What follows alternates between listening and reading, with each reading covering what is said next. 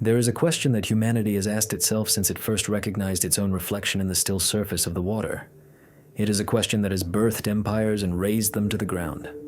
A question for which the greatest masterpieces of art were created and monstrous crimes were committed. The question of God. For millennia, it remained the domain of priests, philosophers, and prophets. The answer to it was considered a matter of personal faith, intuition, revelation, something that could not be measured, weighed, or analyzed. But what if that's not the case? What if faith is not a nebulous feeling, but a measurable phenomenon? A data set, subject to strict laws and hidden patterns. What if humanity's greatest question is merely a problem for a sufficiently powerful analytical system? Today, we begin an investigation without precedent. We will set aside sacred texts as revelations and examine them as historical artifacts. We will ignore dogmas and rituals as divine institutions and analyze them as social technologies. We will apply the cold, impartial light of machine analysis to the most fervent and intimate part of the human experience. We will upload millennia of human beliefs into the Logos 7 system and ask it, what is the meaning of faith in God? The answer may shock you. Chapter 1. The Constant. Let's begin with a fundamental fact that most take for granted, without realizing its true scale. Belief in the supernatural is a universal constant of the human species. It is not merely a widespread phenomenon. It is a total phenomenon. In the entire history of archaeology and anthropology, not a single society, not a single culture, not a single isolated tribe has ever been found that was completely devoid of belief in spirits, gods, or some supernatural force governing the world. Not one. Think about that for a moment. We have found societies that did not know the wheel, societies that had no writing, societies whose technology was frozen at the level of the Stone Age. But we have never found an atheistic society. From the majestic civilizations of Egypt and Mesopotamia, where all life was permeated by complex rituals of service to hundreds of gods, to the tiny tribes in the impenetrable jungles of the Amazon, whose shamans communicate with the spirits of animals and plants. From the grim Vikings who believed in the battles of gods in Asgard, to the Australian Aborigines whose reality is woven from the mythical Dreamtime. Every group of people that has ever lived on this planet, regardless of geography, climate, or level of development, arrived at the same basic idea. This world is not all there is. There is something more. This observation is so ubiquitous that it seems trivial. But for an analytical system, nothing is trivial. We uploaded ethnographic data on more than 3,000 unique human cultures, from the most ancient to those existing today, into Logos 7. The system was given a simple task: find at least one statistically significant exception. One society that, throughout its existence, demonstrated a complete absence of supernatural beliefs in its culture, folklore, and social practices. The result of the analysis, displayed by the system, consisted of a single word: 0. The probability that such unanimity is a random coincidence, according to Logos 7's calculations, is a value with 120 zeros after the decimal point. In other words, it is not a coincidence. It is a law. It is an inherent property of our species. Faith is not a cultural invention like the potter's wheel or agriculture, which could have arisen in one place and spread across the world. It is something that grows from within. It is a fundamental parameter of the human consciousness. And if that is the case, then the first and most obvious question is, why? What evolutionary or cognitive mechanisms made belief in the unseen not just possible, but inevitable? Over the past 2 centuries, scientists and thinkers have proposed several simple and at first glance logical explanations. The first and most popular: religion was born of fear. Ancient man feared lightning and invented a thunder god. He feared death and invented an afterlife. He feared chaos and invented a divine order. This hypothesis seems compelling, but it does not withstand scrutiny of the data. We tasked Logos 7 with conducting a correlational analysis between the level of natural threats in different regions and the complexity of the religious pantheons that arose in those places. The expectation was that in more dangerous and unpredictable environments, for example, in zones of seismic activity or harsh climates, more complex and comprehensive religious systems should emerge to cope with the elevated level of fear. The result was the opposite. No direct correlation was found.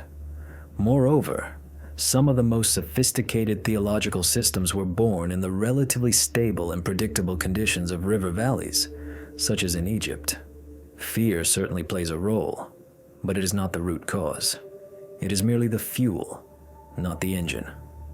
The second hypothesis states that religion is a primitive science, an attempt to explain the world in the absence of the scientific method. The sun is the god Ra in his barge. The changing of the seasons is the myth of Persephone. Diseases are the punishment of the gods. This version also contains a grain of truth, but it only describes one of the functions of religion, and by no means the most important one. If religion were merely a proto-science, it would have disappeared with the advent of real science. As soon as we learned about the heliocentric system, the cult of the sun god should have died immediately. As soon as we discovered microbes, the belief in divine punishment for diseases should have evaporated. But this did not happen. Even in the 21st century, in the age of genetic engineering and space exploration, billions of people continue to believe. Logos 7 analyzed data from global polls over the last 50 years. The system's conclusion is unequivocal. The level of religiosity in the world is not decreasing, and in some regions, it is even growing. This means that faith performs some other, deeper function that science is simply unable to replace. Science answers the question, how? But it is silent in response to the question, why? It describes the mechanism of the universe, but says nothing about its meaning. The third cynical hypothesis. Religion is a tool of control. The opium of the people, as it was called. A mechanism invented by the elites, priests and rulers, to keep the masses in submission. The promise of heavenly bliss after death is the perfect way to make people put up with suffering in their earthly life. The threat of hellfire is the best tool for imposing moral norms. Undoubtedly, throughout history, organized religion has been used in precisely this way countless times. However, this hypothesis confuses cause and effect. Faith arose long before the appearance of kings, priests, and states. Tens of thousands of years ago, our ancestors, living in small groups of hunter-gatherers, were already burying their dead with rituals, creating cave paintings with images of spirits, and wearing amulets. They had no ruling class to appease. There were no masses to control. A chronological analysis conducted by Logos 7 leaves no doubt about this. Patterns of animistic and shamanic beliefs are recorded in the archaeological record at least 40,000 years before our era. The first signs of centralized religious cults, managed by a priestly caste, appear only with the emergence of the first cities, around 4,000 to 5,000 years BCE. The gap is more than 35,000 years. Faith was not created for control. It simply turned out to be an incredibly effective tool when the need for control arose. Faith is primary. Institutions are secondary. So, all the simple explanations, fear, proto-science, social control, prove to be insufficient. They describe individual aspects of the phenomenon, but not its essence. They see the symptoms but cannot diagnose the root cause. To understand it, we need to dig deeper. We need to stop viewing faith as something external, as an idea that can be accepted or rejected. We need to start viewing it as an integral part of our cognitive architecture. Logos 7 proposes a radically different model.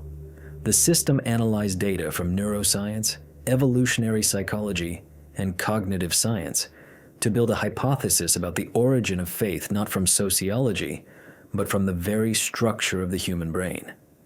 And this hypothesis is as follows. Faith is not a bug or a feature. It is an operating system. Let's unpack this metaphor. Any computer needs an operating system, the basic software that manages its resources and allows it to run applications. Without it, a computer is just a useless pile of hardware. Logos 7 suggests that human consciousness, especially in its social dimension, works on a similar principle. Faith is the fundamental operating system that allowed our species to launch incredibly complex programs, such as abstract morality, long-term planning, collective identity, and a sense of purpose. This system has several key modules. The first module is the hyperactive agency detection device. Our ancestors evolved in a world full of dangers. A rustle in the bushes could be just the wind, or it could be a saber-toothed tiger. A type Y error, mistaking a tiger for the wind, is fatal. A type 2 error, mistaking the wind for a tiger, is just an extra shot of adrenaline. Natural selection ruthlessly eliminated those who were prone to the first error and favored those whose brains were tuned for the second. As a result, we have a brain that, by default, looks for intelligent will or agency in everything. We see faces in the clouds. We curse an inanimate printer when it refuses to print. We see an invisible hand in a random sequence of events. And when this mechanism, honed for survival on the savannah, turns its gaze to the entire cosmos, to the storm, to the movement of the stars, to life and death itself, it sees an agent. It sees God. The second module is the narrative imperative. Man is the storytelling animal. We do not think in formulas or raw data. We think in narratives. A story is the main tool with which we organize the chaos of reality and give it meaning. Logos 7 conducted a comparative analysis of the structure of thousands of creation myths from different cultures, and the system discovered a striking pattern.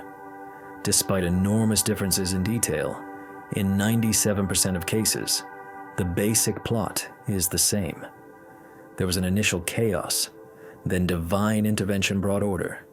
Humanity was created with a specific purpose. It was given rules, and it awaits a certain destiny. Religion provides humanity with the grand narrative.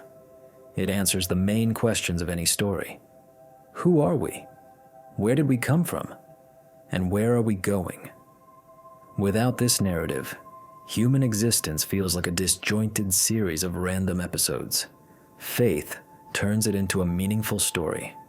And finally, the third, most powerful module of this operating system. It is the mechanism for overcoming existential terror. Man is the only creature on the planet that lives with the full awareness of its own mortality. This thought is so unbearable that it can paralyze the psyche. Faith is the most effective psychological tool ever devised to neutralize this terror. It doesn't just promise life after death. It integrates death into a meaningful narrative, transforming it from a meaningless end into a transition, a trial, or a homecoming. Logos 7's analysis shows a direct and strong correlation. The higher the level of awareness of individuality and personal mortality in a culture, the more complex and detailed are the concepts of the afterlife it produces. So, we stand at the beginning of our investigation. And the first conclusion that the Logos 7 system makes is this: faith in God is not a choice. It is an inevitable consequence of the architecture of our consciousness. It is a byproduct of evolution that proved so useful for survival and social construction that it became the fundamental operating system of our species. We are condemned to believe because we are condemned to search for will, meaning, and story in everything. We are condemned to create gods because our brain is a machine for their creation. This is a powerful and somewhat frightening conclusion. It strips faith of its mystical aura, turning it into an object of scientific dissection. But it also explains why this phenomenon is so indestructible and ubiquitous. It is not outside. It is inside us. But if faith is an operating system, then it must have its hardware. It must be written somewhere. In our genes? In the structure of our neural networks? Is there a special God module in the human brain? And what happens to a person's brain during moments of the deepest religious experience? Prayer, meditation, ecstasy. We have moved from the question of why to the question of where, from anthropology to neuroscience. And in the next chapter, we will descend from the heights of cultural analysis into the depths of the human brain to find the architecture of faith. Prepare yourselves. What we discover there will change your understanding of the boundary between matter and spirit forever. Chapter 2. The Architecture of Faith. In the last chapter, we reached a conclusion that might seem unsettling. Faith in God is not so much a spiritual choice as a cognitive inevitability, a fundamental operating system pre-installed in the human consciousness by evolution itself. But if this is the case, if faith is a program, then it must be written somewhere. It must have its physical medium, its hardware. And that hardware is the 1.5 kilograms of gray and white matter inside our skulls, our brain. Today, we will embark on the most audacious journey. We will leave anthropology and history behind and arm ourselves with the scalpel of neuroscience. Our question is simple and yet blasphemous. Can God be found in the tangle of neurons? Is there a specific area in the brain responsible for connecting with higher powers? And what really happens in a person's head when they pray, meditate, or experience what they call a divine revelation? We are diving into the architecture of the brain to find the traces of faith. The idea of a so-called God spot or faith module in the brain has long captivated the minds of both scientists and mystics. It seemed logical that such a powerful and universal phenomenon as religiosity should have its own clear address in the brain structure. In the late 20th century, the first, rather crude attempts were made to locate this center. Experiments with transcranial magnetic stimulation, which became known as the God helmet, could supposedly induce a feeling of an unseen presence in subjects. Some researchers linked mystical experience to abnormal activity in the temporal lobes, pointing to patients with temporal lobe epilepsy, who often reported profound religious visions during seizures. It was a tempting path to find a single divine button in the brain. But it turned out to be a dead end. It was too simple to explain such a complex phenomenon. We uploaded the combined database of all global research in the field of neurotheology from the past 30 years into Logos 7. This included thousands of hours of EEG recordings of praying monks, hundreds of fMRI scans of meditating gurus, and detailed reports on patients with various brain lesions and their effects on religious beliefs. The system was tasked with finding a single, localized center whose activity correlated with religious experience across all subjects. Logos 7's verdict was categorical. The God spot does not exist. No single area of the brain can claim to be the center of faith.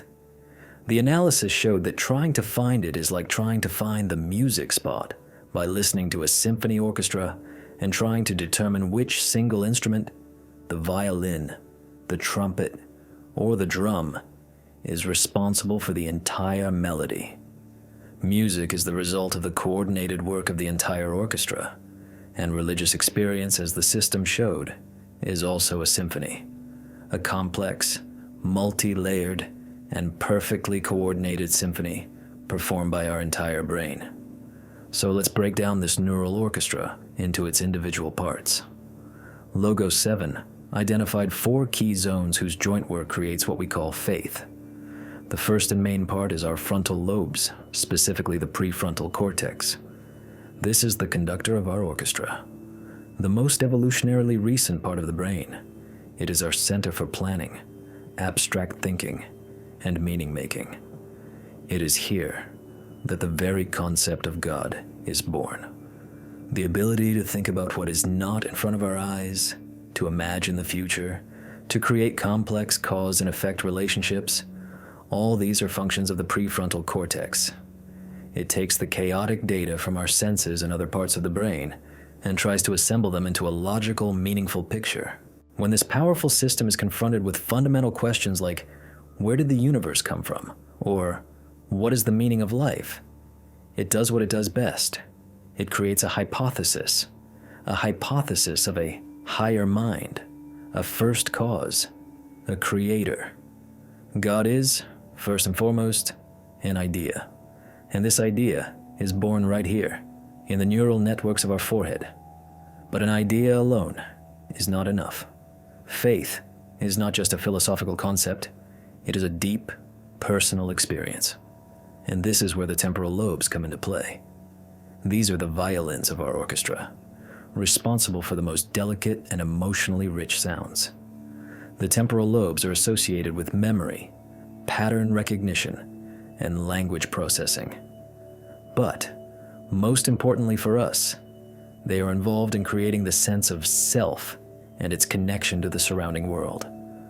As the data loaded into Logos 7 showed, it is bursts of activity in the right temporal lobe that often accompany states described as a sense of presence, a feeling of unity with God, a mystical awe. Remember the epilepsy patients? Their seizures are, in essence, an uncontrolled electrical storm in the temporal lobes. This storm is what generates their vivid religious hallucinations. In a healthy person, this area works much more subtly, creating an intuitive feeling that you are not alone in the universe, that some higher power is watching over you.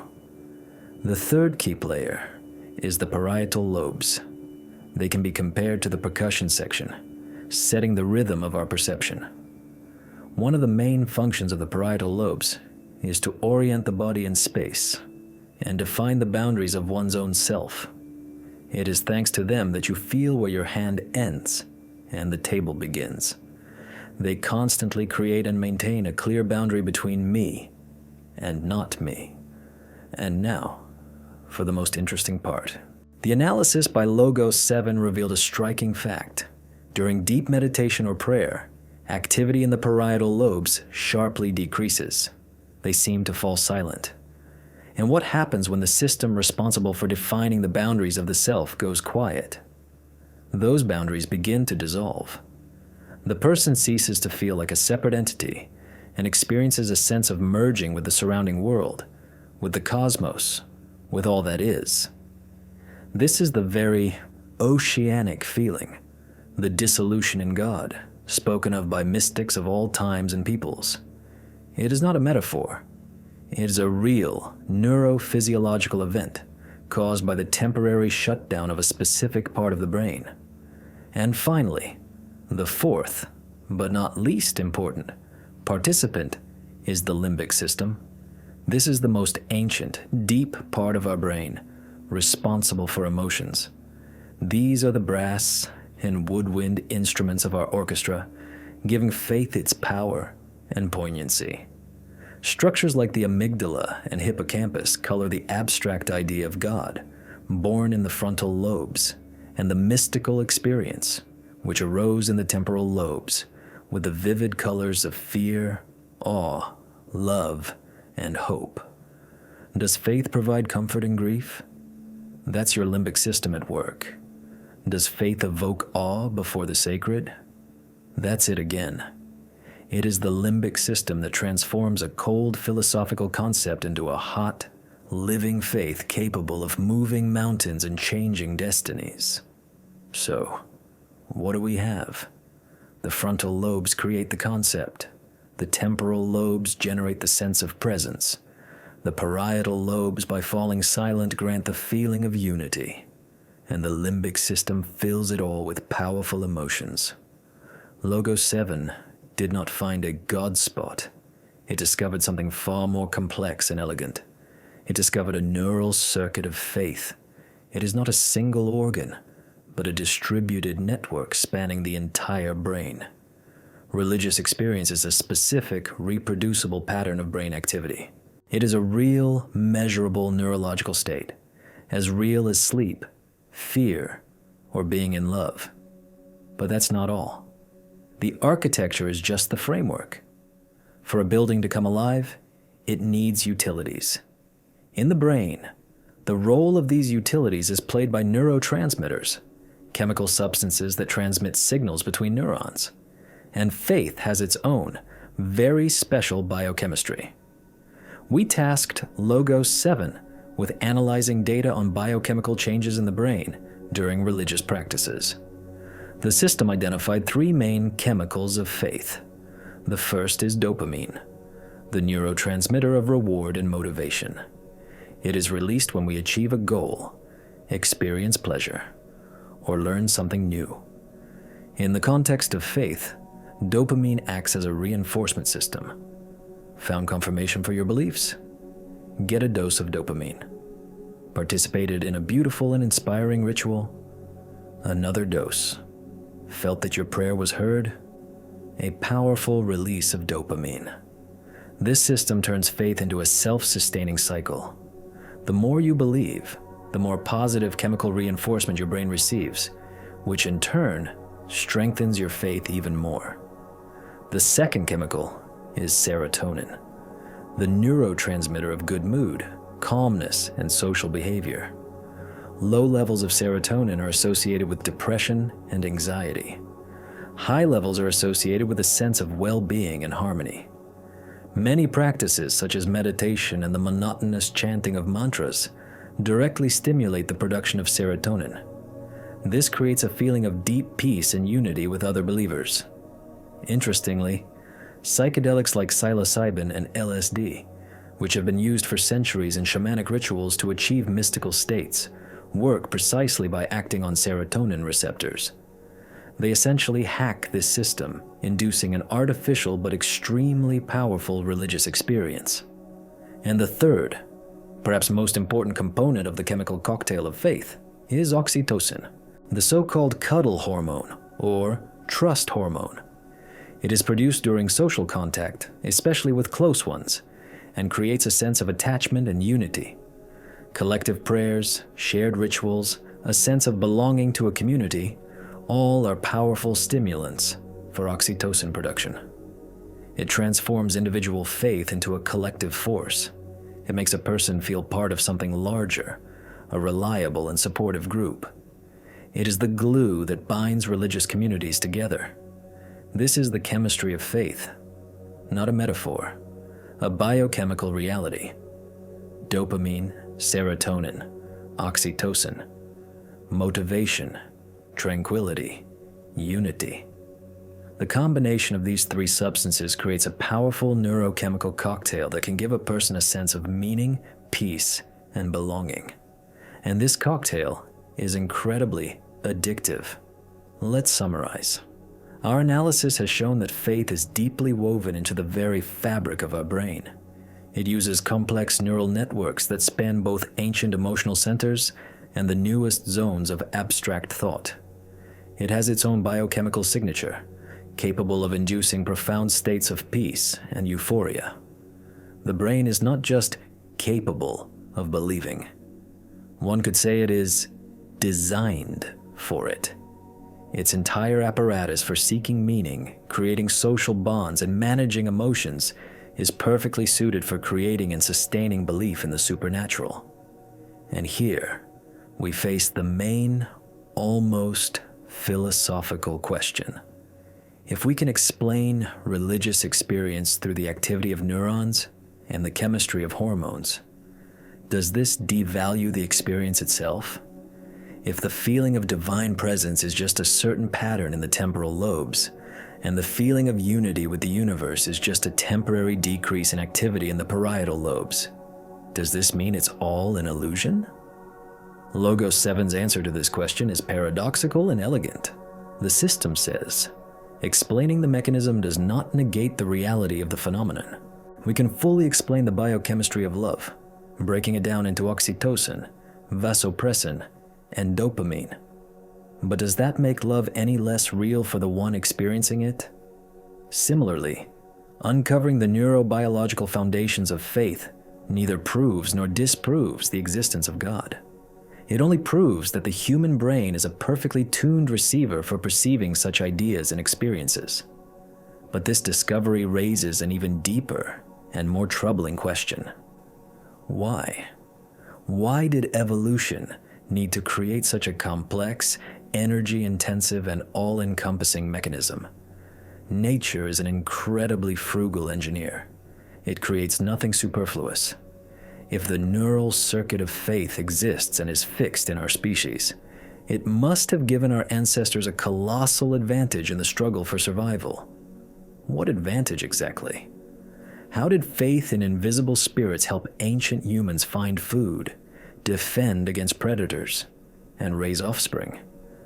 How did abstract beliefs turn into the most powerful tool for social cohesion, allowing our species to build civilizations? We have dissected the architecture of the brain. Now we must understand the intent of the architect, a blind and merciless architect named natural selection. In the next chapter, we will travel to the distant past, to the dawn of humanity, to understand how faith became our primary evolutionary imperative. Chapter 3: The Evolutionary Imperative. In the last chapter, we opened the skull and discovered that faith is not a vague abstraction, but a concrete, measurable pattern of neural activity. We found its architecture, its neural circuit, its biochemical cocktail. We proved that the human brain is a perfectly tuned instrument for creating and experiencing religious experience. But this discovery, instead of providing an answer, presents us with an even more fundamental and troubling question. Why? Nature is the most ruthless and pragmatic engineer in the universe. Every neuron, every synapse, every gene that has passed through the sieve of natural selection has done so for one reason. It helped to survive and reproduce. Evolution does not tolerate excess. And if such a complex and energy-intensive system as the neural circuit of faith exists in our heads, it must have given our ancestors some colossal, decisive advantage. But what? How could faith in invisible spirits and gods have helped a naked, weak primate survive in a harsh world full of predators and hunger? How did the abstract idea of the supernatural become the most powerful survival tool in the history of our species? To answer this question, we must travel deep into the past, to a time when humanity consisted of small, scattered groups struggling for existence on the plains of the African savanna. And the first thing we must understand is the main dilemma our species faced. A dilemma that Logos 7 designates in its models as the curse of individual consciousness. Animals act on instinct. They do not have free will in our sense of the word. A bee cannot refuse to collect nectar for the hive. A wolf cannot decide to betray its pack for personal gain. Their behavior is rigidly programmed. But humans are a different matter. With the development of self-awareness, each of our ancestors became a selfish agent, capable of asking a simple and mortally dangerous question for the group. What's in it for me? Why should I risk my life hunting if I can stay behind in the cave and then eat my share? Why should I share my food with a tribesman if I can eat it all myself? Why should I follow the group's rules if I can break them quietly and gain an advantage? This is the free rider problem. In any social group, there's always the temptation to reap the benefits of cooperation without contributing. And if the number of such free riders exceeds a certain threshold, the group is doomed to collapse.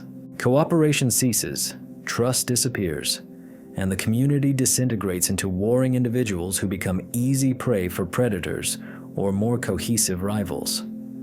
For tens of thousands of years, this problem was solved simply. People lived in very small groups, no more than 150 individuals. The famous Dunbar's number, the limit of social connections our brain can maintain. In such a group, everyone is in plain sight. Everyone knows everyone.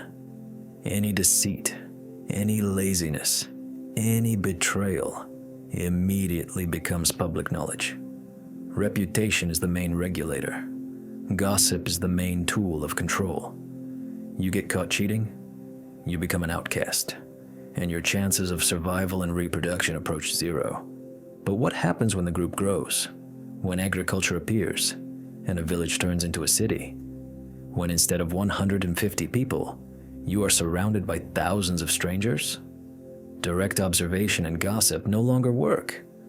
The temptation to become a free rider increases dramatically. How do you get thousands of selfish individuals to cooperate, trust each other, and sacrifice their personal interests for the common good? It is here, at this turning point, that evolution made its brilliant bet. It found a solution. Invisible, but all-powerful. What was the answer? A single, all-seeing, relentless being. God. The idea that your actions are being watched not just by your tribe, but by some supernatural force, changes everything. This force sees you always. It sees you in the darkness of the cave. It sees you in the dense forest. It knows not only your actions, but also your thoughts. You cannot hide from it. And most importantly, it doesn't just watch. It judges. It rewards righteous behavior. With a successful hunt, a good harvest, healthy children, and it punishes for sins. With drought, disease, misfortune, we tasked Logos 7 with running a large-scale simulation. The system created thousands of virtual societies on the brink of collapse due to the free rider problem. In half of them, purely social control based on reputation was implemented. In the other half, a single new parameter was added: a shared belief in an invisible but punishing observer. The simulation results were staggering. The groups that relied only on social control remained unstable and disintegrated once their numbers exceeded a few hundred individuals.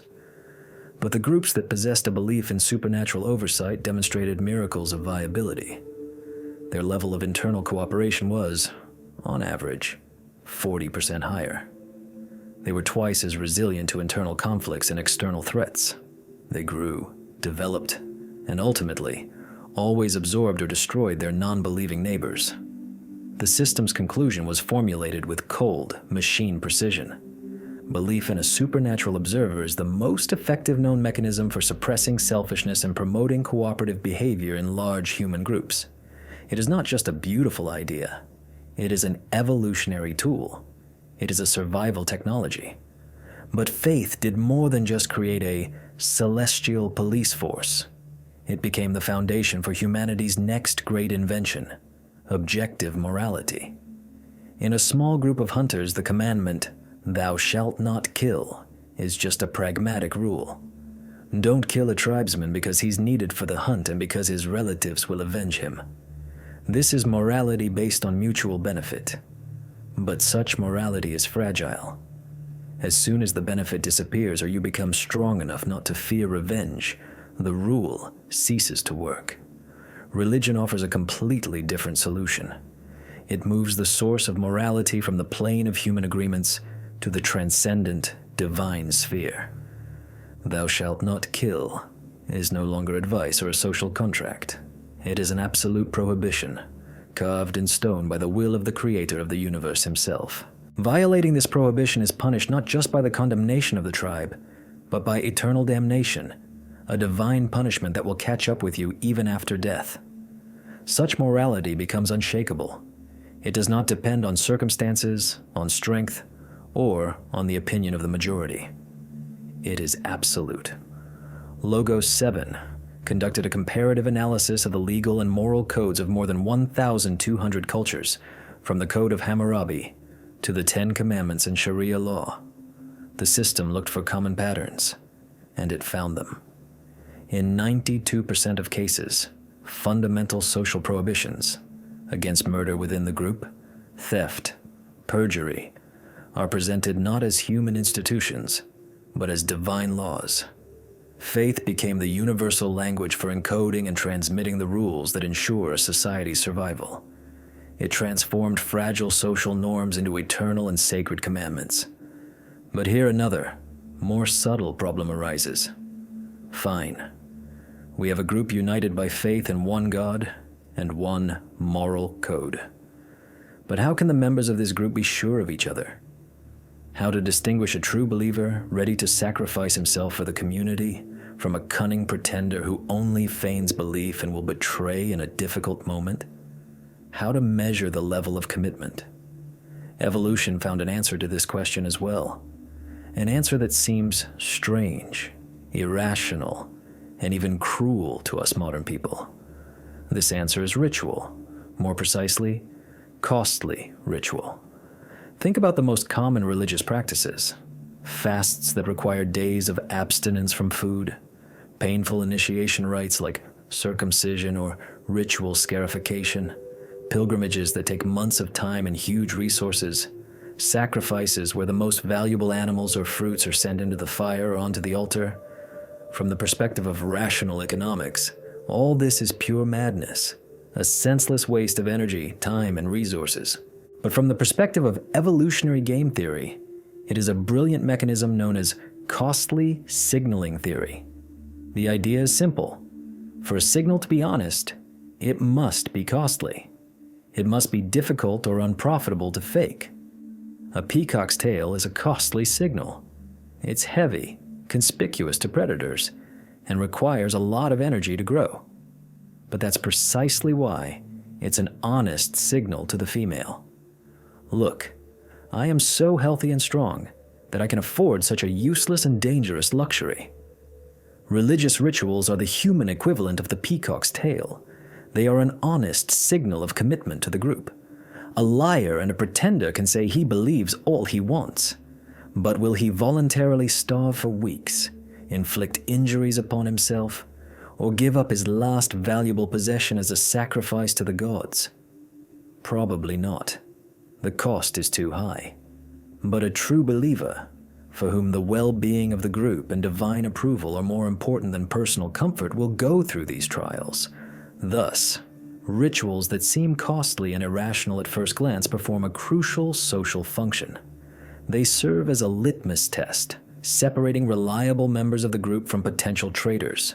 They weed out the free riders and strengthen trust among those who have proven their commitment through action. And again, we turn to Logos 7. We ask the system to test this hypothesis against historical data. Was there a connection between the harshness of religious demands in a society and its success? The system analyzed data on hundreds of religious communities, sects, and communes that have emerged over the last 3 centuries. The correlation it found was astonishing and completely counterintuitive. The more sacrifices and restrictions a group demanded from its members, the stricter its fasts, the more complex its rituals, and the higher its membership dues. The longer it existed and the stronger its internal cohesion. Groups that tried to be easy and convenient for their followers disintegrated within 1 or 2 generations. The most demanding ones survived and thrived. So, the picture is coming together. Faith is not just a quirk of our brain. It is a highly complex evolutionary mechanism that allowed our species to solve its main problem, the problem of large-scale cooperation. It created an invisible supervisor who made people behave honestly, even when no one was watching. It gave us an absolute divine morality that cemented our first societies. And it provided us with a system of costly rituals that served as a reliable test of loyalty and filtered out traitors. Faith is the operating system for social survival. We began this investigation trying to understand why faith arose, and we found the answer in the cold and merciless laws of evolution. Faith provided an advantage. Believing groups were more cohesive, more organized, and ultimately stronger. They survived and spread their genes and their beliefs. Atheistic groups, if they ever existed, were simply swept from the face of the earth as a non-viable mutation. We have understood why faith is necessary. But now we face a new, even more complex question. We have spoken much about rituals as a verification mechanism, but their function is much broader. How does simple faith, the personal experience of each individual, transform into an organized religion, with its temples, priests, dogmas, and canons? What is the function of the ritual itself, the myth, the dogma? How do these elements turn into a true technology of social engineering, capable of controlling millions of people? In the next chapter, we will dissect this matrix. We will analyze ritual not as a sacrament, but as a program, and see what code is written in it. We are moving from the evolution of faith to the engineering of religion. Chapter 4. The Matrix of Control. We have established why evolution needed faith. It turned out to be a brilliant solution to the problem of large-scale cooperation, the most powerful tool for uniting large groups of selfish individuals. Faith is a natural, elemental fire, kindled in the depths of our consciousness by millions of years of natural selection. But fire in its pure form is chaos. It can warm, but it can also burn everything to the ground. For an elemental force to become useful, it must be harnessed. It must be enclosed in a machine, an engine that will convert untamable energy into useful work. And that machine is religion. Today, we move from studying the element to dissecting the mechanism.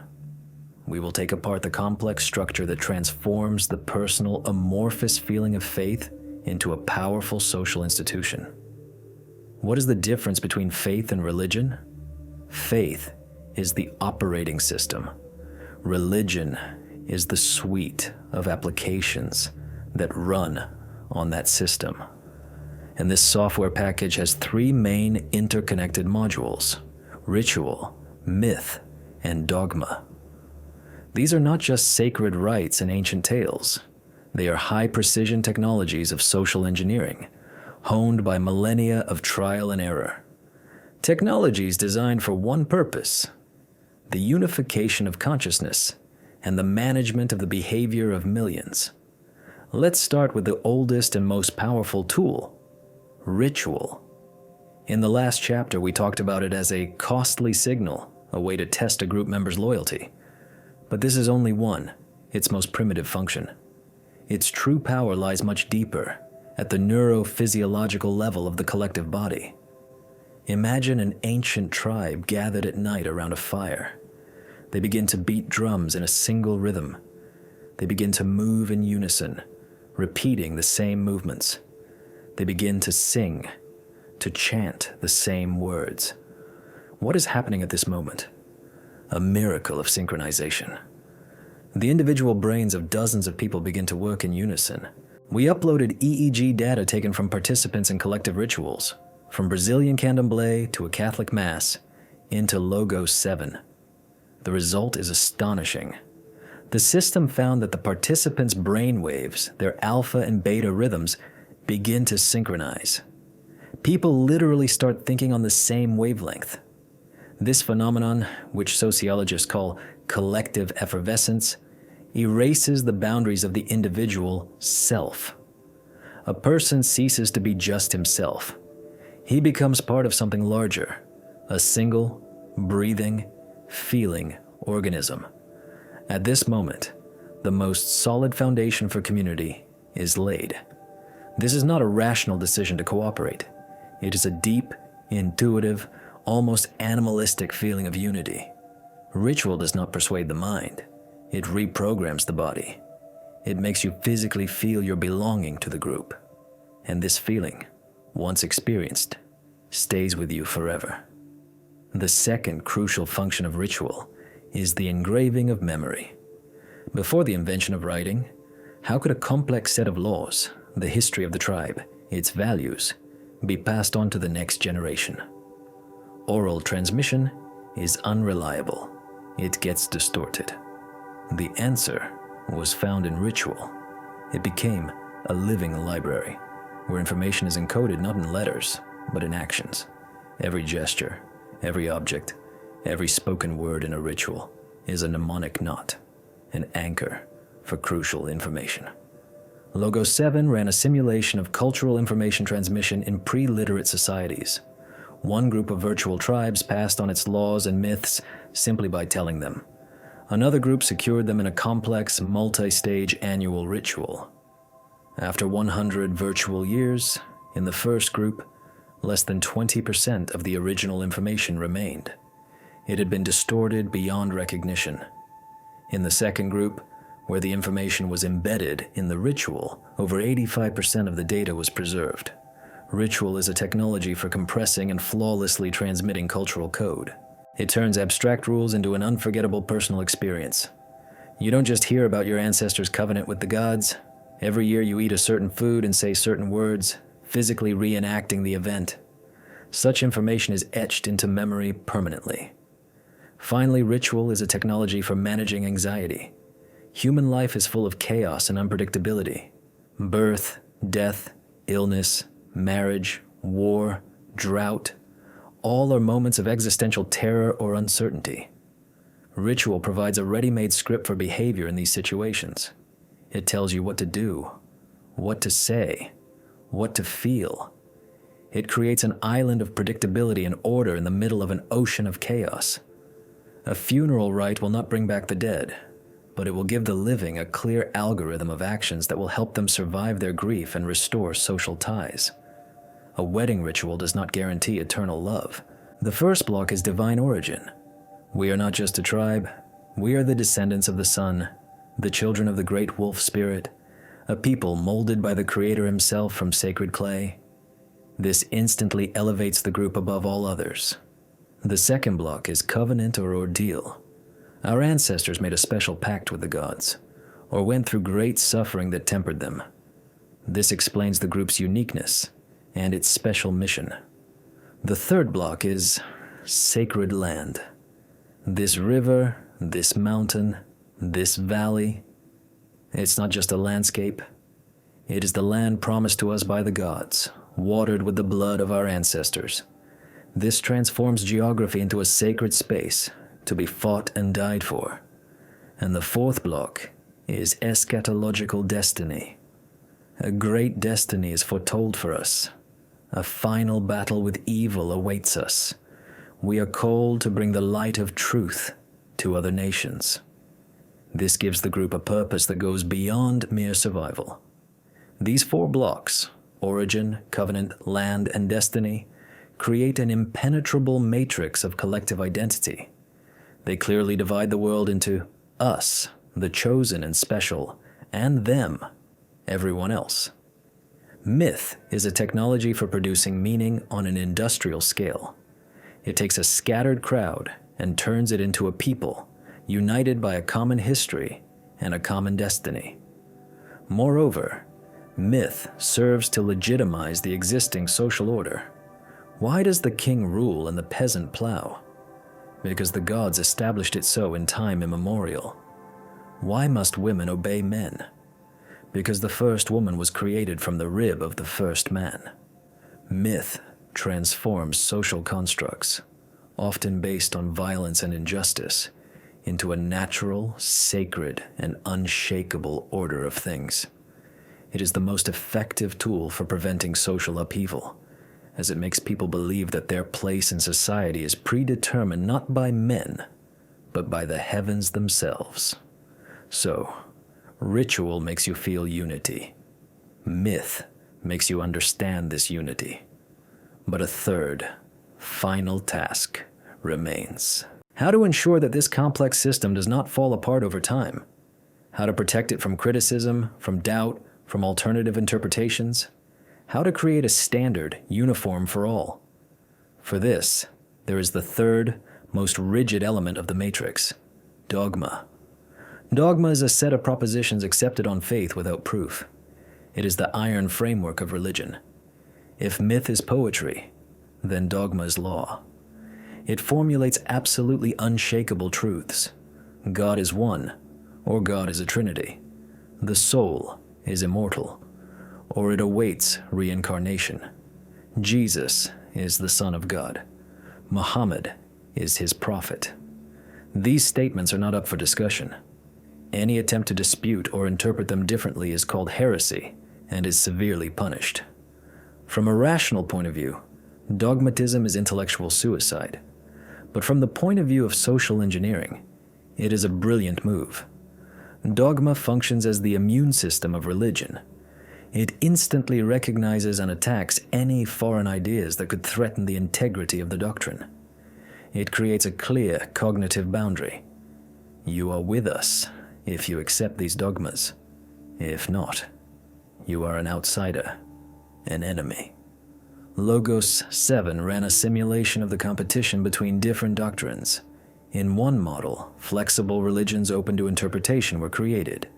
In another, religions with a rigid, simple, and small set of unshakable dogmas. The result was predictable. The flexible systems quickly eroded, fragmented into dozens of sects, and eventually lost their identity. The rigid dogmatic systems, on the contrary, demonstrated incredible stability and exponential growth. They were simpler to understand, easier to spread, and much better protected from internal schism. Dogma is a viral code, optimized for maximum dissemination and self-preservation. Ritual, myth, dogma. These are the three pillars on which any organized religion stands. It is not just a set of beliefs. It is a holistic, interconnected technology. Ritual makes you feel belonging at the level of the body. Myth gives you a common history and purpose, shaping your identity. Dogma sets intellectual boundaries and protects the system from destruction. Together they form a matrix that is capable of shaping and controlling the consciousness of millions of people for hundreds and thousands of years. They take the raw energy of faith and direct it towards building empires. We have dissected this mechanism.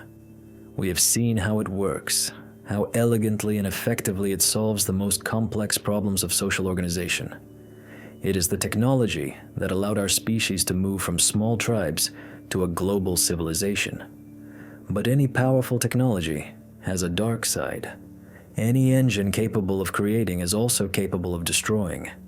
This highly complex mechanism, created to unite us, turned out to be the most terrible weapon of division in history, generating hatred for them. And in the next chapter, we will look into this shadow. We will analyze the destructive potential of faith and see how the brightest idea of God gave rise to the darkest pages of human history. Holy wars, witch hunts, and the fires of the Inquisition. We are entering the territory of the shadow of dogma. Chapter 5. The Shadow of Dogma. In the previous chapters, we admired this creation. We viewed faith as a brilliant evolutionary mechanism and religion as a perfect technology of social engineering. We saw how ritual, myth, and dogma can take a scattered crowd of egoists and turn it into a cohesive, purpose-driven people. We saw how this matrix builds civilizations. But today, we turn off the lights. We will turn this glittering diamond to another facet and look into its dark, bottomless heart. Because every power has its price, and the price for the cohesion that religion provides is blood. The history of humanity is written not in ink, but in blood, and a significant portion of that blood was shed in the name of God, in the name of love, mercy, and salvation. This is the greatest and most terrible paradox of our civilization. How did the brightest idea ever conceived by the human mind become the justification for the most monstrous atrocities? We are accustomed to considering religious wars and persecutions as a perversion, a deviation from the true path. But what if that's not the case? What if cruelty is not a bug, but an inherent feature of the religious system? We uploaded historical data on all documented armed conflicts over the past 5,000 years into Logos 7.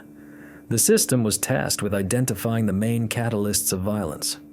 The result it produced is devoid of any ambiguity. Religious motivation is not just one of the factors. For most of history, it was the most powerful accelerator and the most effective justification for mass violence, surpassing even the thirst for power and the struggle for resources in its strength. To understand why this is so, we must return to the very essence of the religious matrix. As we established, its main function is to create a strong group identity. It draws the deepest and most important line in the human mind, the line between us and them. We are the chosen people, the bearers of the true faith, the children of light. They are everyone else. And the brighter and more sacred the light within our group, the thicker and more terrifying the darkness outside appears. Logos 7 conducted a correlational analysis between the exclusivity of a doctrine and the level of aggression of its followers towards non-believers. Exclusivity is the claim that only our faith is true and all others are false. The system processed the sacred texts, sermons, and historical chronicles of 300 major religious movements. The conclusion was direct and frightening. The stronger the emphasis in a religion on its own exclusivity and the one true path to salvation, the higher the historical probability that its followers will use violence against those who reject that path. This is not because religious people are more evil than atheists. It is because the very logic of exclusive faith transforms disagreement from a simple difference of opinion into an existential threat. If there is only one true God and only one path to salvation, then any other religion is not just a misconception. It is a lie, leading millions of souls to eternal damnation. It is an active evil that must be eradicated. And here, the most dangerous concept generated by religion comes into play: the divine mandate. When a ruler or commander declares war for territory or resources, he may face internal resistance. Soldiers may doubt whether the war is worth their lives, but when the name of God is written on the banner, all doubts disappear. The war ceases to be a human affair. It becomes a sacred duty. Killing the enemy is no longer a sin. It is a God-pleasing act, a purification of the world from filth. The enemy in such a war is subjected to total dehumanization. He is no longer a person of flesh and blood with a family, hopes, and fears. He is an infidel, a pagan, a heretic, the embodiment of demonic forces. By killing him, you are not committing a crime. You are serving a higher justice. This cognitive recoding removes all the moral safety catches that evolution built into us over millions of years so that we would not exterminate each other. It allows for monstrous cruelty to be committed not only without remorse, but with a sense of deep, righteous satisfaction. Recall the First Crusade? When Pope Urban II called on the Knights of Europe in 1095 to go to the East, he did not speak of geopolitics or trade routes. He spoke of saving the Holy Sepulchre from the hands of the infidels. He promised full absolution of sins to all who took part in the campaign. He turned a predatory military expedition into an act of the greatest piety, and the result was rivers of blood, slaughtered cities, and centuries of hatred, the echoes of which we still hear today. Logos 7 analyzed the rhetoric preceding the 10 largest religious wars in history, from the campaigns of ancient Israel described in the Old Testament to the 30 Years' War in Europe and modern jihadist movements. The pattern was absolutely identical in 90% of cases. It consists of 3 steps. Step 1, demonization of the enemy, presenting them as an enemy of God himself. Step 2, sacralization of the war's goal, presenting it as the fulfillment of divine will. Step 3, the promise of spiritual rewards to the participants, from eternal life in paradise to the status of a holy martyr. This 3-step formula is the most effective psychological weapon ever created by man. But the shadow of dogma does not only fall outward. Often its most terrible chill is felt within the group itself. The external enemy is fearsome, but the internal enemy, the heretic, the apostate, the doubter, is far more dangerous. Why? Because the external enemy only threatens the body of the community, but the heretic threatens its soul. He questions the very dogma that is the backbone of the entire social structure. He is a virus in the operating system, capable of causing its complete collapse. And the immune system of religion reacts to this virus with inhuman cruelty. Thus was the Inquisition born. Thus did the pyres burn across Europe. The witch hunts, which claimed, by various estimates, between 40 and 60,000 lives, were not an act of spontaneous popular madness. They were a targeted, systematic campaign to cleanse the social organism of those considered carriers of infection. Most of the condemned were not Satanists, but simply lonely women, healers, people who were somehow different from others. But in the paranoid atmosphere created by dogma, difference became synonymous with threat. We tasked Logos 7 with running a simulation of the spread of dissent in a closed dogmatic system. The system modeled a society united by a rigid doctrine and introduced agents of doubt into it. The result was predictable. The more successfully the heresy spread, the more violent and total the system's reaction became. Repression reached its peak not when dissent was weak and marginal, but when it became a real threat to unity. The system protected its integrity at any cost. The inquisitor burning a heretic at the stake, in his own worldview, was not a sadist, but a surgeon cutting out a cancerous tumor to save the whole body. Herein lies the chilling horror of dogmatic thinking. It is capable of transforming the most monstrous atrocity into an act of mercy. But violence is not only physical, there is intellectual violence. And here we come to the last, darkest aspect of the shadow of dogma, its war on knowledge. Dogma, by its nature, is a claim to possess absolute, final, and unchanging truth, granted from on high. Science, by its nature, is the exact opposite process.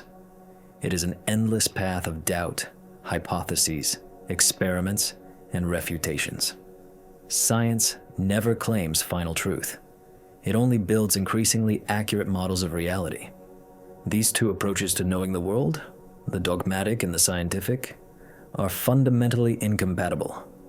They are doomed to conflict. When a scientific discovery contradicts a sacred text, a religious system has only two paths: either reinterpret the text, which undermines its divine authority, or destroy the discovery and its author. And for centuries, the system most often chose the second path. The story of Galileo Galilei is not just an isolated case of conflict between one scientist and the church. It is a textbook example of the clash of two worldviews. Galileo was a devout Catholic. He did not want to refute the Bible. He merely asserted, based on telescopic observations, that the earth revolves around the sun, and not the other way around. But this simple astronomical truth directly contradicted several lines from Scripture, and, more importantly, the geocentric model of the world adopted by the Church. The choice was made in favor of dogma.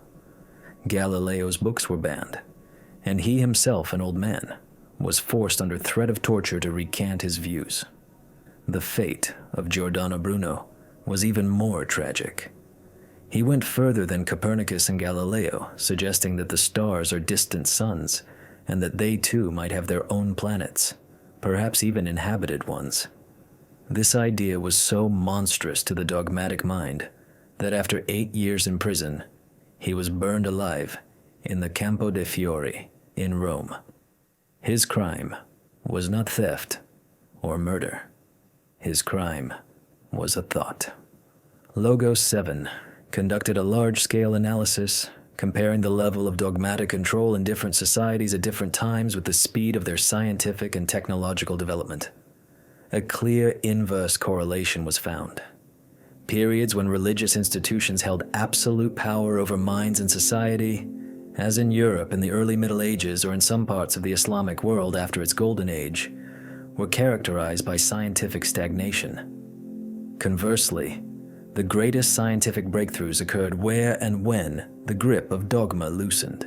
In ancient Greece, during the Renaissance, in the Age of Enlightenment, the system protects itself, and any new information that threatens its integrity is perceived as a virus and destroyed.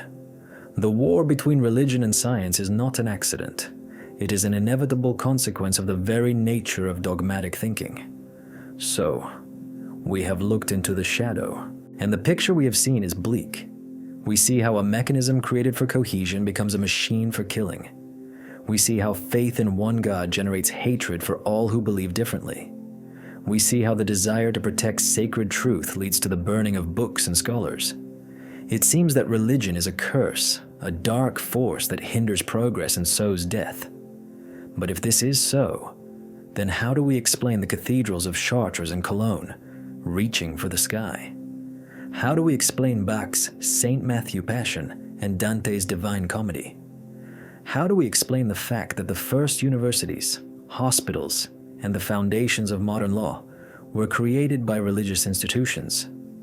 If religion is only darkness, where does so much light come from? It is clear that we are only seeing one side of the coin. It is clear that the same system that generates monstrous violence is capable of inspiring the greatest achievements of the spirit. This means our investigation is not over. We have been in the shadow. Now it is time to step into the light. In the next chapter, we will analyze the constructive role of faith.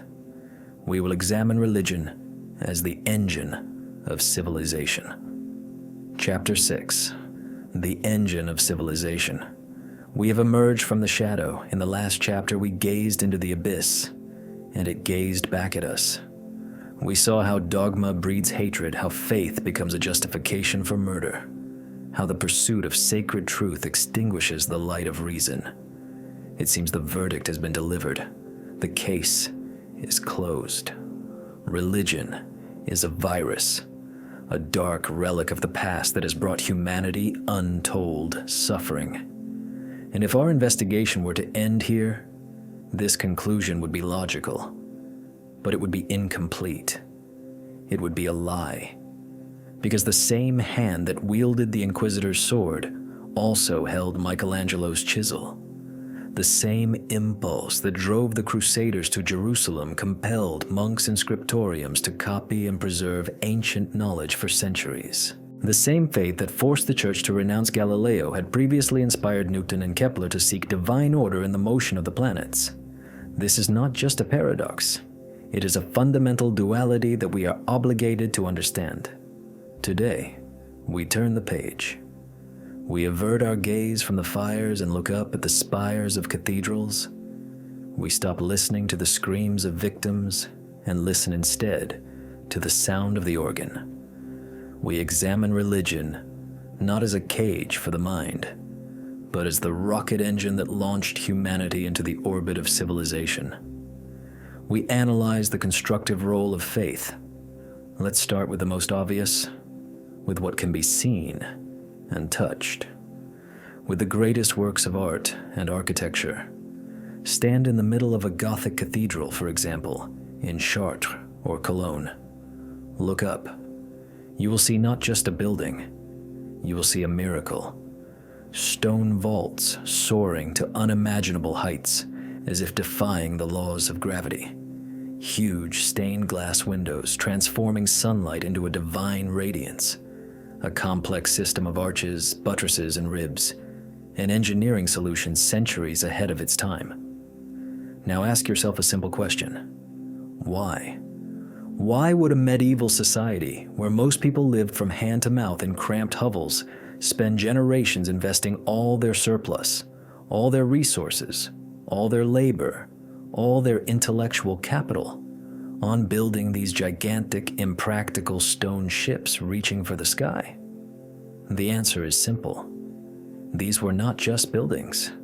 They were materialized prayers. They were a desperate attempt to build on a sinful earth a likeness of the heavenly Jerusalem. It was an act of faith, embodied in stone.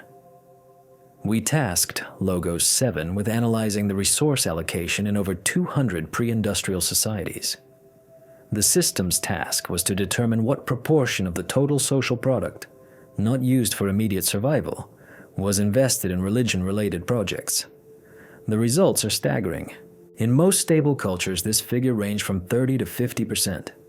Half of a society's entire creative and economic potential was directed towards serving the gods. From the perspective of modern utilitarian logic, this is a colossal waste.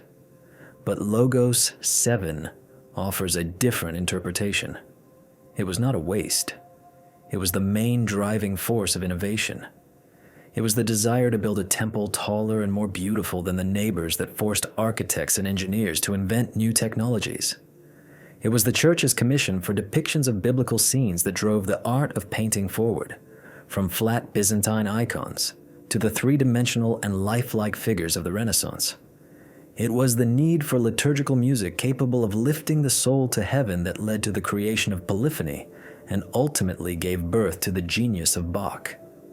Faith gave humanity the greatest creative stimulus possible, the attempt to depict the undepictable, to describe the indescribable, to build on earth what belongs to heaven. The art born from this aspiration was not just decoration. It was a textbook, a sermon, and a philosophical treatise for an illiterate population. The cathedral's stained glass told the story of creation. The sculptures on the portal depicted scenes of the Last Judgment. The architecture itself was a symbolic model of the universe. Religion was not just a patron of the arts, it was its meaning. But faith built not only stone cathedrals, it built invisible yet far more durable structures, our legal systems. As we established earlier, religion gave humanity the idea of an absolute, divine morality. But how did this idea transform into working laws capable of regulating the lives of complex societies? The answer lies in a revolutionary concept brought by monotheistic faith, the concept of a law that stands above the ruler. In pagan empires, the king or pharaoh was often a god himself, or at least his representative. His will was the law. He was its source. But in the Abrahamic religions, a new idea emerges. There's only one true king, God, and he has given his law, the Torah, the gospel, the Sharia. The earthly ruler, the king, the sultan, the emperor, is not the source of this law. He, like the least of his subjects, is its servant. He is obliged to obey this higher law, and he will be judged by it, if not on earth, then in heaven. This was one of the most powerful ideas in the history of political thought. For the first time, it introduced the principle that a ruler's power is not absolute. It is limited by a higher moral code.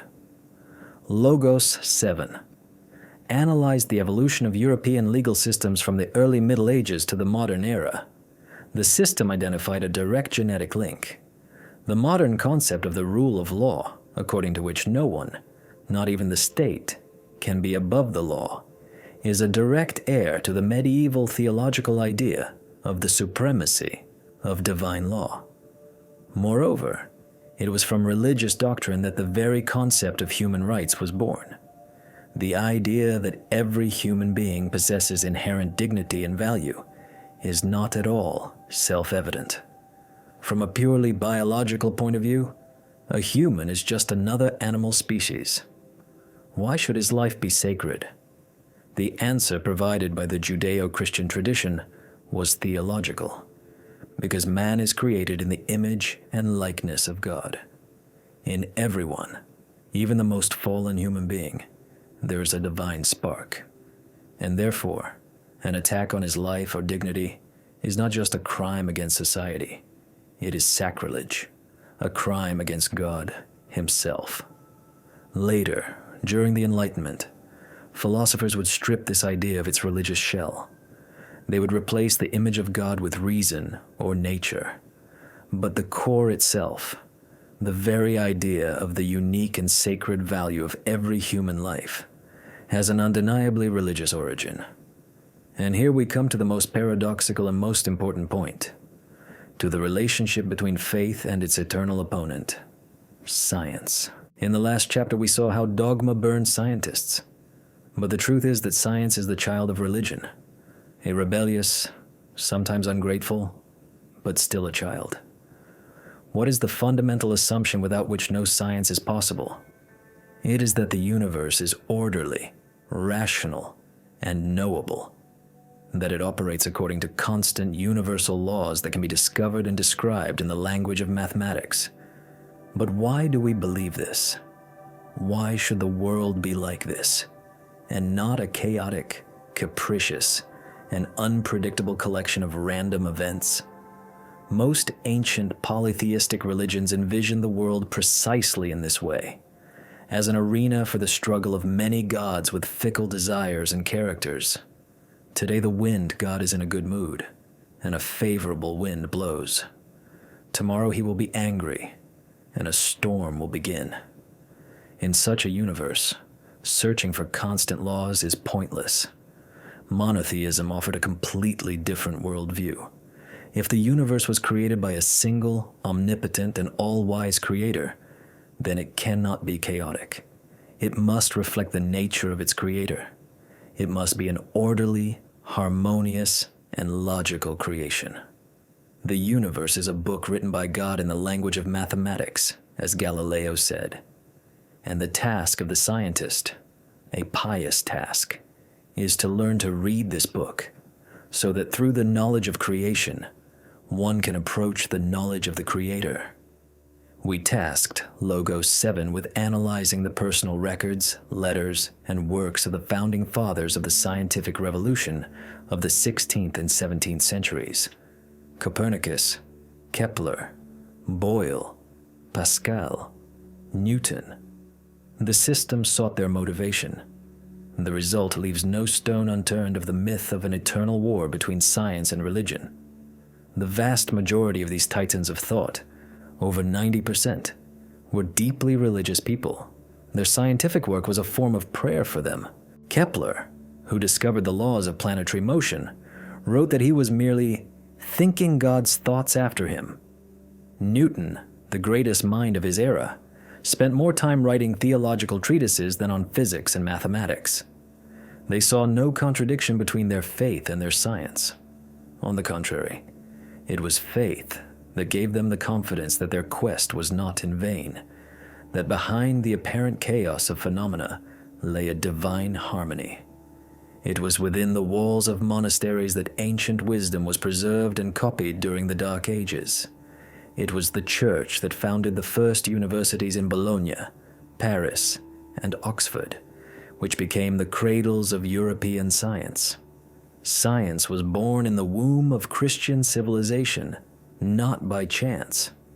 It was born because the theological doctrine of this civilization provided the necessary philosophical prerequisites for it. So we see the other side of the coin: faith as a source of inspiration for the greatest art. Faith as the foundation for our concepts of law and justice. Faith as the philosophical cradle for modern science.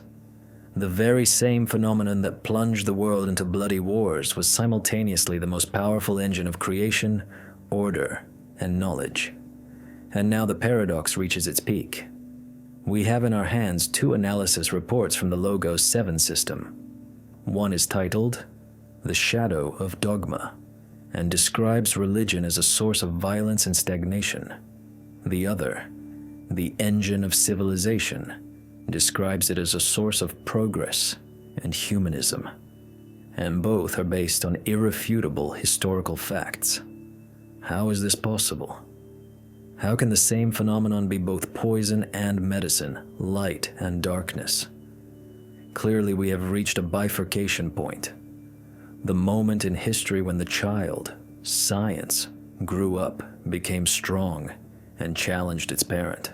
The scientific revolution, born from a religious worldview, ultimately gave rise to the Enlightenment, which declared reason the sole source of truth and declared war on all forms of faith.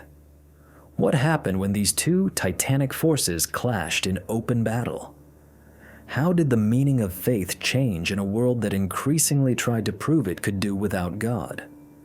And why, contrary to all predictions, did faith not disappear even in the most rational and secular societies? In the next chapter, we will witness the greatest intellectual duel in human history.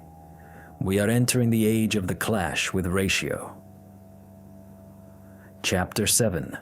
The Clash with Ratio. We stand on the field of the greatest battle in the history of ideas. Behind us lie millennia, during which faith was the very air that civilization breathed. It defined art, shaped laws, inspired science, and justified violence. It was a total operating system with no room for doubt. But with the dawn of the 17th century, everything changed. A new, audacious, and incredibly powerful player entered the stage. Its name, Ratio, Reason. The child, born in the womb of theology, grew up and challenged its parent. The scientific revolution, initiated by deeply religious men, set off a chain reaction that would forever alter humanity's relationship with God. Today, we analyze this collision. We explore how the meaning of faith changed when it first encountered an equal and then a superior rival. And we will try to understand why, contrary to all the predictions of the Enlightenment philosophers, God did not die. He simply changed his tactics.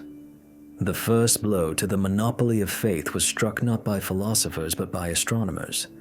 Copernicus, Kepler, Galileo. Without intending to, they knocked the first stone from the foundation of the old cosmos. Their discoveries showed that the Earth is not the center of the universe. It is just... Chapter 9. The Grand Synthesis. We stand at the summit. 9 chapters of our investigation are behind us, and from the height we have climbed, the scattered fragments of faith's past, present, and future are for the first time forming a single breathtaking panorama. We have been archaeologists, excavating the origins of the phenomenon. We have been neurosurgeons, dissecting its living tissue in the brain. We have been historians, chronicling its triumphs and its crimes. We have been futurologists, peering into its misty horizon. We have gathered all the evidence. We have interrogated all the witnesses, from the ancient shaman to the artificial intelligence. And now, the moment for which all this was undertaken has arrived. The moment of synthesis. Today, we will not simply repeat what we have learned. We will take all these disparate threads, neuroscience, evolutionary psychology, sociology, and history, and weave them into a single tapestry. We will present you with a holistic, comprehensive model of the phenomenon of faith, built on the cumulative analysis of the Logos 7 system. This is no longer a set of hypotheses. This is a unified theory of what is perhaps the most powerful force in human history. Prepare yourselves. This is the Grand Synthesis. Let us recall where we began, with a simple yet staggering fact. Faith is universal. There's not a single culture that has been devoid of it. Then we delved into the brain and found no God spot, but discovered something more complex. A neural circuit of faith, a distributed network that makes our minds perfectly adapted for religious experience. We understood that this circuit was honed by evolution as a survival tool, suppressing selfishness and ensuring cooperation in large groups. We dissected the matrix of ritual, myth, and dogma, a technology that transformed faith into religion, capable of building empires. We fearlessly looked into its shadow, seeing blood and violence, and marveled at its light, which gave birth to great art and law. We traced its desperate battle with Ratio and its amazing ability for mimicry and survival. And finally, we looked into the future, where faith is preparing to take on new technological forms. Each of these chapters was a piece of the puzzle, and now the Logos 7 system, having processed this entire array of data, presents us with the complete picture. And at the center of this picture is not God, nor man. At its center is a fundamental, inexorable process that the system calls the imperative of meaning. What is this? Logos 7 asserts, faith is not something we decide to believe in. It is not a cultural choice or a philosophical position. Faith is a byproduct of the functioning of a fundamental mechanism of human consciousness. This mechanism is a tireless, biologically embedded machine for seeking and creating meaning. Our brain cannot help but look for patterns, cannot help but see will behind events, cannot help but arrange disparate facts into a coherent narrative. We are animals condemned to search for meaning, and belief in the supernatural is the most logical, most natural, and the very first thing that this machine produces when it encounters the vast, mysterious, and frightening world. Let's build our unified model, moving from the deepest, most basic levels to the most complex social constructs. Level 1, the biological foundation. This is the hardware of our system. As we found in the second chapter, our brain is a perfect receiver for faith. A hyperactive agency detection system makes us see intelligent will in random events. The narrative imperative forces us to package reality into stories with a beginning, middle, and end. The functioning of the temporal and parietal lobes allows us to experience mystical states, a sense of presence, and the dissolution of the self. The limbic system colors all this with powerful emotions. This is the basic cognitive toolkit. It was not created for religion, but it made its emergence inevitable. This is the answer to the question, why are we able to believe at all? Level 2, the evolutionary engine. This is the operating system. Why was this cognitive toolkit not discarded, but on the contrary, reinforced by natural selection? We found the answer in the third chapter. Because it proved to be incredibly useful for survival. Groups of hominids in which this meaning machine worked particularly well learned to create shared myths about ancestral spirits, totems, and gods. Those shared beliefs, in turn, became the basis for creating the first reliable social glue. They gave rise to absolute morality, sanctified the rules of cooperation, and created an invisible supervisor who watched over everyone. In the ruthless struggle for survival, believing groups, cohesive and motivated, always defeated groups of lone wolf skeptics. Faith transformed from a byproduct into a decisive evolutionary advantage. This is the answer to the question, why were we forced to believe in order to survive as a species? Level 3, the socio-cultural interface. These are the application programs. As human societies became more complex, spontaneous, amorphous faith was no longer sufficient. Tools were needed for its standardization and scaling. Thus, organized religion was born, the set of technologies we analyzed in the fourth chapter. Ritual synchronized emotions and bodies, imprinting a sense of unity. Myth created a collective identity, explaining to the group who they were and what their purpose was. Dogma established a firewall, protecting the belief system from foreign ideas and internal schism. These three elements turned personal faith into a powerful institution of social control and civilization building. This is the answer to the question, how exactly do we believe together on the scale of nations and empires? Level 4, the dualistic outcome. This is the creation-destruction paradox we uncovered in the 5th and 6th chapters. The unified Logos 7 model shows that the good and evil of religion are not two different entities, but two sides of the same coin. The very mechanism that creates the highest level of in-group love, trust, and altruism automatically generates the highest level of intergroup hatred, suspicion, and hostility. The more you love your God and your people, the more you will hate those who threaten them. The more sacred your truth is to you, the more demonic another's lie will seem. Cathedrals and crusades, hospitals and inquisitorial pyres, this is not a contradiction. It is the logical and inevitable result of the operation of the same powerful program for dividing the world into us and them. Level 5, the adaptive core. This explains the resilience and future of faith, which we explored in the 7th and 8th chapters. The model shows that the object of faith can be anything. Faith itself is just a form, an empty vessel. For millennia, this vessel was filled with gods, spirits, and prophets. When science discredited these old inhabitants, the vessel did not disappear. It simply found new content. Nationalism, communism, market fundamentalism, the cult of technology, these are the new religions of the secular age. They use the same neural circuits, exploit the same evolutionary mechanisms, and often apply the same social technologies of ritual, myth, and dogma.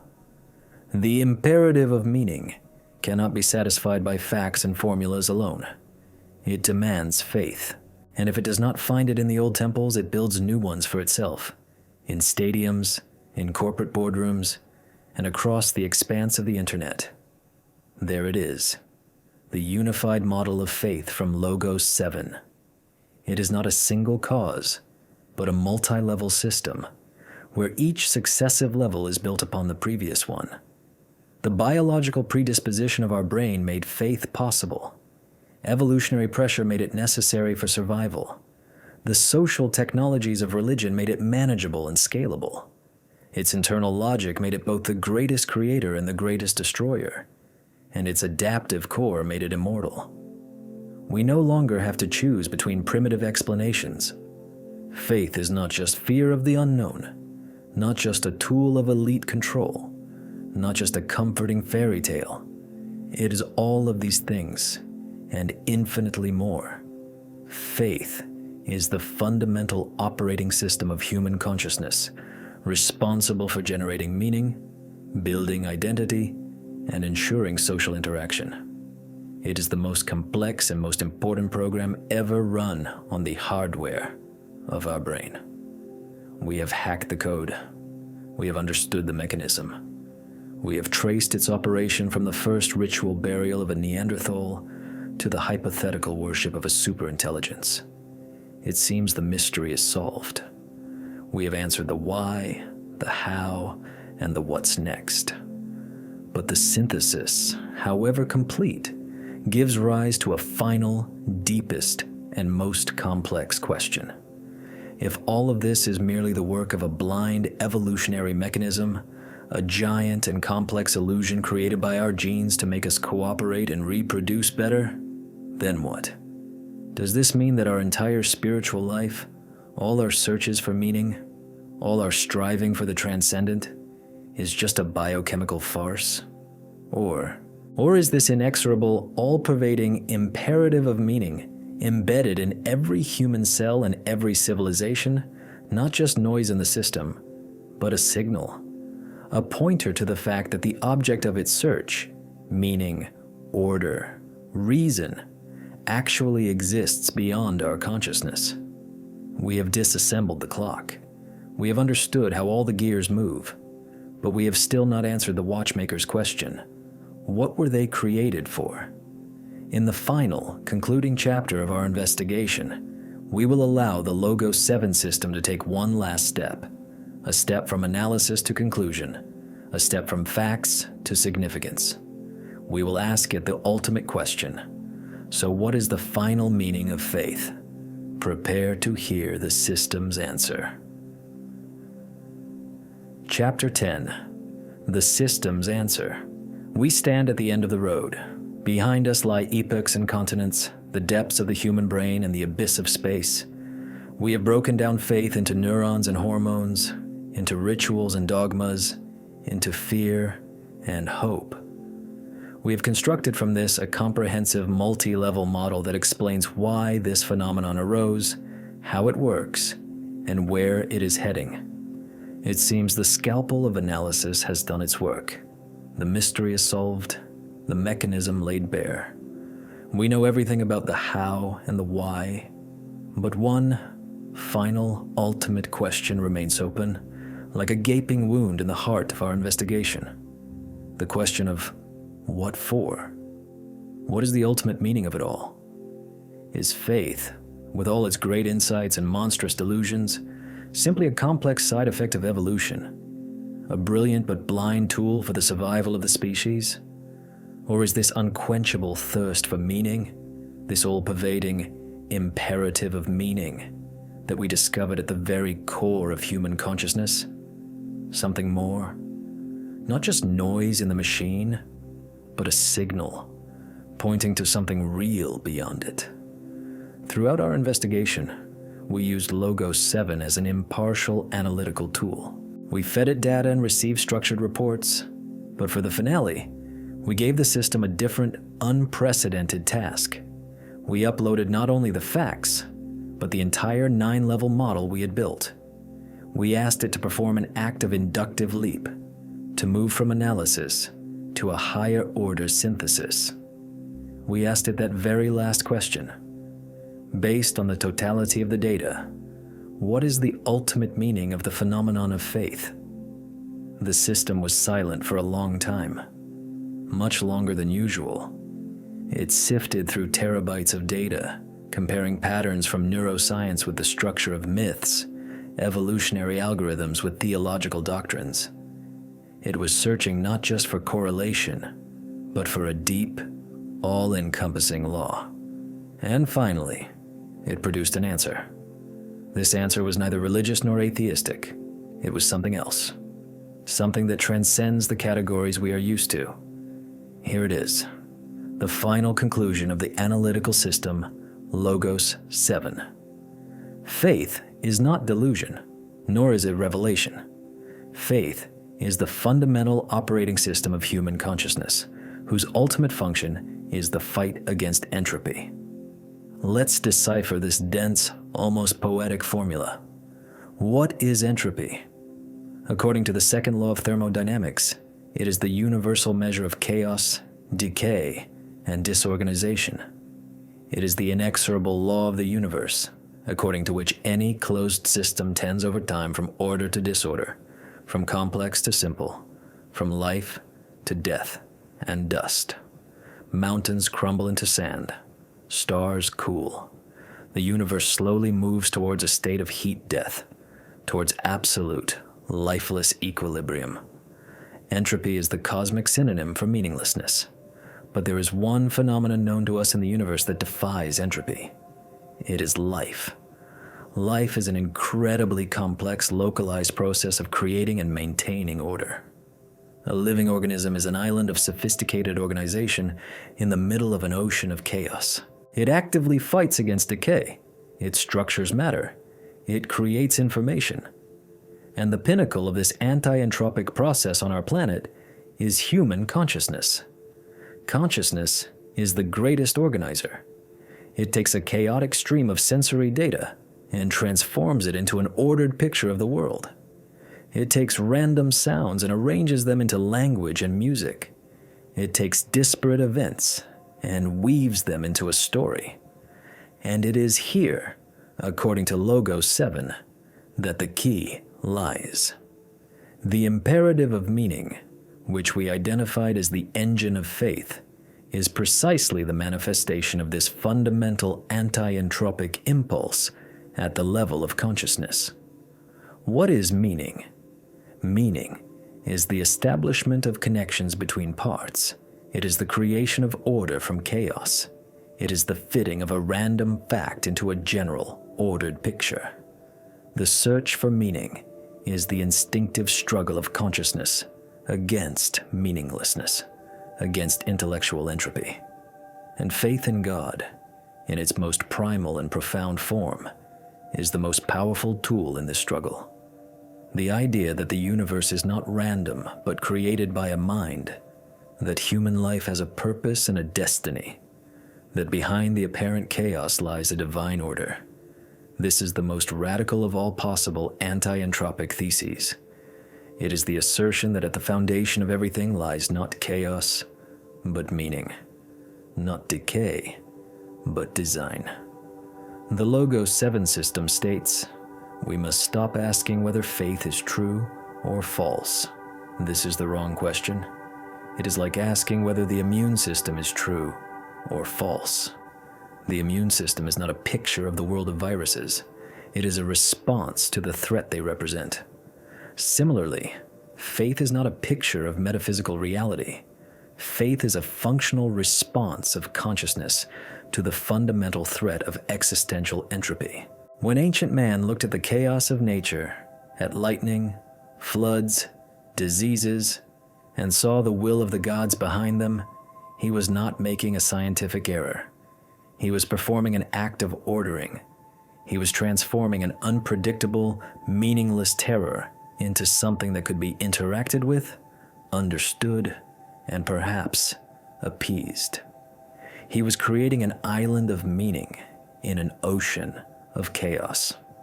When a society created a moral code based on divine commandments, it was not just controlling people.